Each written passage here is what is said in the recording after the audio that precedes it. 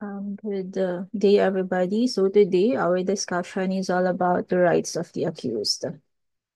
Okay, so yung mga akusado, yung mga taong gumawa ng krimen that are subjected for trial, they still have rights that are provided under the fundamental law, which is the Constitution, as well as other laws, including the rules of court. So, some may think bakit may mga karapatan pa rin sila, bakit yung mga abogado, dinedefend pa rin sila, even from the outset mukhang uh, they committed the offense. Kasi una sa lahat, it is the oath of the lawyers na protektahan yung mga karapatan ng lahat ng tao. So, during the proceedings, yung mga abogadong dumedepensa sa mga akusado, they will not, hindi nila intention na ipakita na nagsisinungaling yung biktima, but it is their right or it is their obligation rather na panatilihin sa sistemang legal na yung mga karapatan ng mga akusado ay napoprotektahan pa rin. Okay, so ngayon as future police officers, alisin ninyo sa mindset nyo na you, na as police officers, you will subject these accused to torture, to abuse, or to whatnot. Because your obligation, your responsibility is to enforce the law. Your obligation is to enforce yung mga warrants, but don't take the law into your own hands. Don't impose sanctions, don't impose punishments like torture or abuse to the accused that are beyond the legal bounds of law. So, allow or let the judicial system, the courts, the judges, and the lawyers to handle kung ano yung tamang sanctions doon sa mga akusado para makita or so ano yung sanctions and para makita kung guilty ba or not guilty sila sa offense na inaakusahan sa kanila. So like what I've said, these accused, even if they violated the laws of the Philippines, they are still entitled to some rights under the Constitution and under other statutes. Okay? So, una, pag-usapan natin yung mga constitutional na karapatan. So, pag sinabing constitutional rights, ito yung mga karapatang constitutional na kaloob at binibigyang proteksyon at pinangangalagaan ng Constitution. So, sapagkat ang mga ito ay bahagi ng konstitusyon, ang mga ito ay hindi maaaring baguhin o alisin ng tagapagbatas sa pamamagitan ng batas.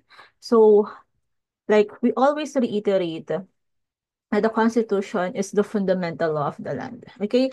So basically, lahat ng mga batas na ginagawa ng Kongreso, lahat ng mga resolutions ng mga local governments, and even yung mga contracts between private parties, they should be uh, they should follow the Constitution.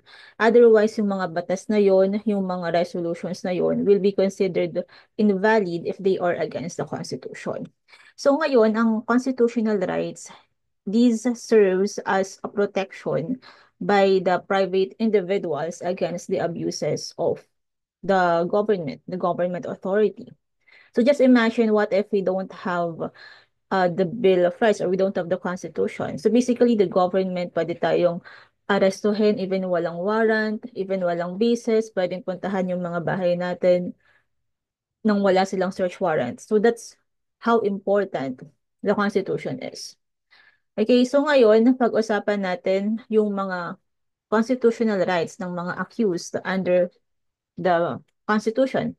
So yung una dito ay yung due process. So we have already discussed what due process is. So yung due process, pwede siyang dapat merong substantive and dapat may procedural. So pag sinabing substantive, dapat yung batas mismo ay legal, yung batas mismo ay may basihan, and pangalawa ay na dapat yung procedural naman, this ensures na yung mga akusado ay napapakinggan sa mga proceedings before may judgment na ibibigay yung korte o anumang body yan ng authority or ng government. So ngayon, ito yung requisites natin ng criminal due process. Okay, so before masabi na valid yung sanctions, valid yung ano ba, valid yung parusa or imprisonment na ibinigay natin doon sa akusado, we have to ensure na itong requisites ng due process ay na-comply. So yung una ay ang korte ba o yung hukuman ay may jurisdiction o kapangyarihan na dinggin at magdesisyon hinggil sa isang kaso. So ngayon, ang jurisdiction po ito yung kapangyarihan ng isang korte na dinggin yung case. So uh, in the previous meetings, we were all na pag-usapan natin or napahapyawan natin yung jurisdiction ng each court.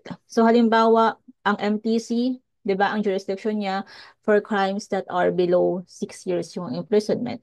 For RTC naman, for crimes above 6 years yung imprisonment.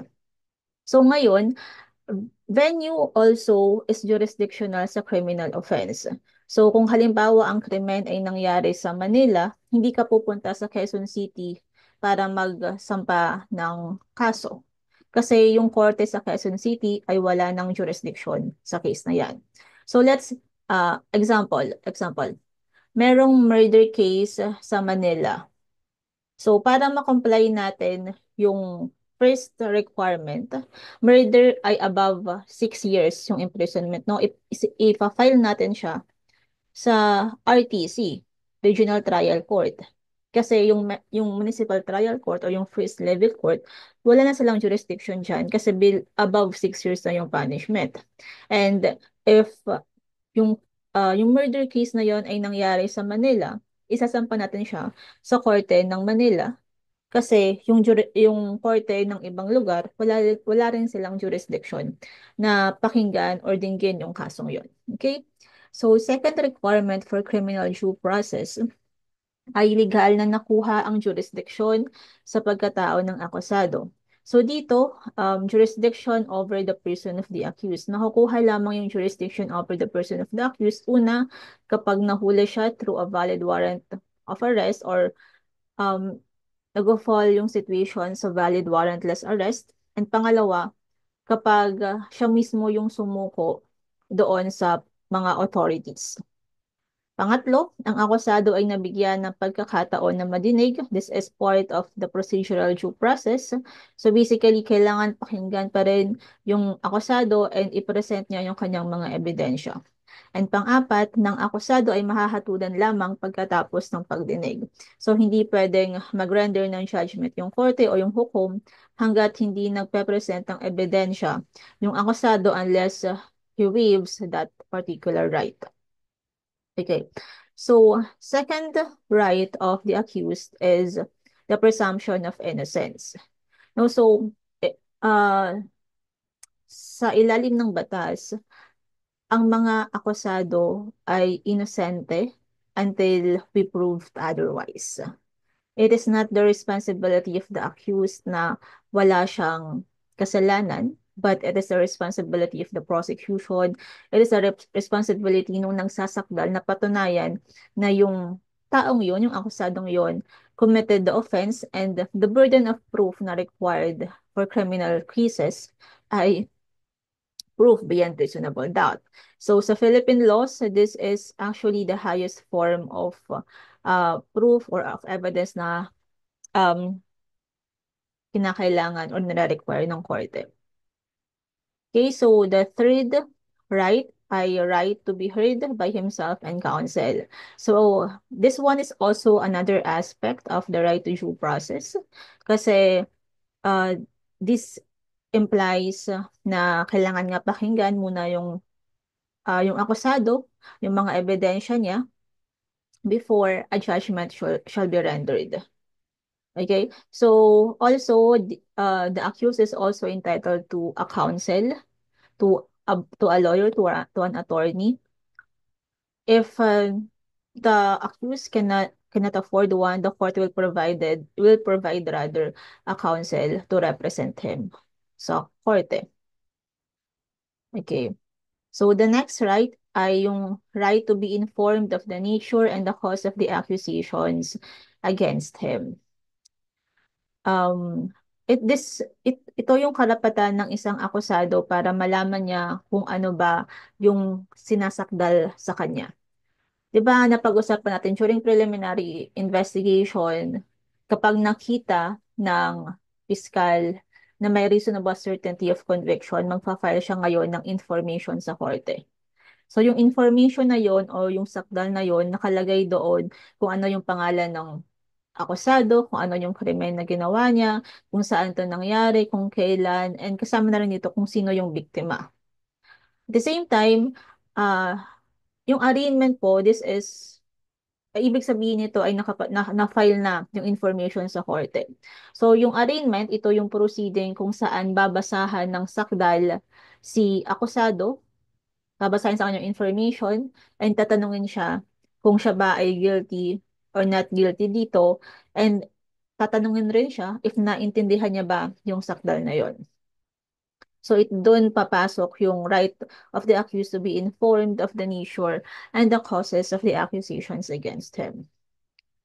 Okay. So the next one ay to have a speedy, impartial, and public trial. So una ay yung speedy.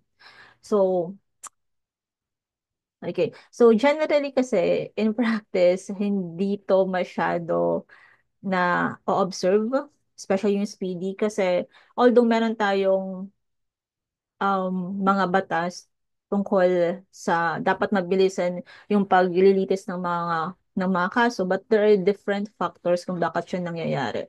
Sa experience kasi namin, nasusunod naman yung mga time frame under the Speedy Trial Act from arraignment to pre-trial. Pero during the trial itself, ang dami ng factors na pwedeng i-consider. Like, halimbawa, kung gaano ba kadami yung kaso sa isang korte.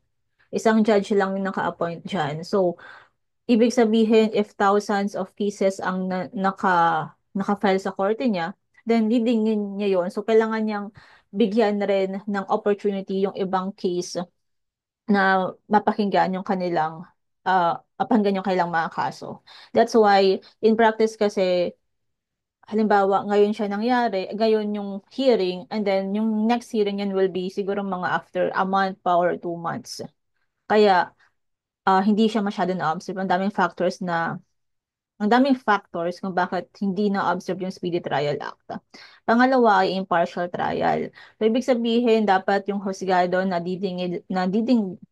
mag-hear doon sa kasong yun should be impartial. Dapat wala siyang kinikilingan. Dapat wala siyang bias or prejudice sa each of the parties sa isang kaso.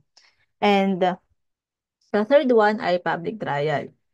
Yung mga, excuse me, yung mga kaso naman sa korte, they are open to public. So, as long as you pumunta ka doon ng proper attire naman, you observe decorum, the court will allow you to observe. But there are certain cases, like halimbawa yung medyo confidential, like for example, yung mga rape or yung acts of lasciviousness, yung mga sensitive issues, those cases, parang limited lang siya doon sa parties and sa mga lawyers nila. Okay, so the next right ay to face the witness face to face. So ito po yung tinatawag nating cross-examination. So karapatan ito, ang intention ng right na ito ay upang mabigyan ng opportunity yung akusado na tanungin or i-test rather kung tama ba yung mga tinestify ng mga witnesses ng kabilang partido. At the same time, it will also give the court the opportunity para tingnan, para i-assess kung nagsasabi ba nung tama or gawa-gawa lamang ng mga testigo yung mga sinasabi niya during direct examination. So ito po yung mga dito papasok yung cross-examination rather. Okay. So next one ay to have a compulsory process to secure the attendance of the witnesses and the production of the evidence on his behalf. So, dito po papasok yung mga subpoenas na naririnig natin. We have two forms of subpoenas. Yung una is subpoena as ad testificandum, and the next one is subpoena duces tecum. So, yung subpoena ad testificandum, ito yung klase ng order na ini-issue ng korte to compel an individual na mag-testify sa korte or any legal proceeding. So, kung uh, may witness ka na hindi nagpa-participate, hindi na nakikipag-coordinate, maaari kang mag-request ng subpoena sa korte para i-compel siya na pumunta siya sa court to testify. So, ma'am, what if ayaw po ng testigo na pumunta sa korte? Ano ba yung repercussions? Ano yung consequences nito? So, first, maaari siyang makontempt ng korte. And maaari ring magpataw ng imprisonment yung court doon sa witness na hindi nagpa-participate. Okay, so another form of subpoena ay yung subpoena duces tecum. So halimbawa, if kailangan mo ng mga documents, ng mga reports, so you can request the court na mag-issue ng ganitong subpoena para i-order yung taong may possession ng mga ganong reports na dalhin ito sa korte. Okay? So, ngayon, yung trial po, magpa-proceed siya after arraignment, even if hindi na pumupunta yung akusado sa korte.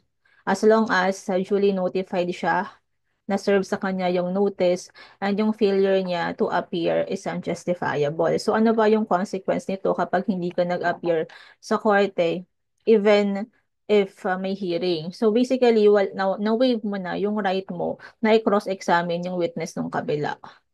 So, syempre, ang impression niya ng hukom ay yung sinabi nung witness doon ay yun yung totoo. So, hindi mo na maka-question yung credibility ng mga witnesses ng ipapresent ng prosecution. Okay, so yung right to appeal, this is not a constitutional right. This is only a statutory right provided for by the rules of court. So, ibig sabihin, kapag hindi favorable yung decision sa iyo, pwede kang mag-appeal to a higher court. So, pag MTC, mag-a-appeal tayo RTC. Pag RTC, originally, mag-a-appeal tayo sa Court of Appeals. Now, yung right to appeal is not a constitutional right. So, ibig sabihin, hindi mo pwedeng i-invoke to all the time na bakit hindi mo ako pinag-a-appeal? Ay, right ko yan. But that is not the case kasi yung right to appeal is only a statutory right. Ibig sabihin, you will only be granted the right to appeal once you comply the requirements that is set forth by the law.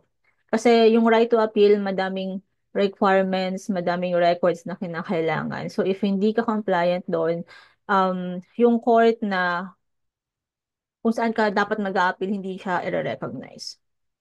Okay, so that ends our discussion for the rights of the accused under the Constitution and under other laws. Thank you.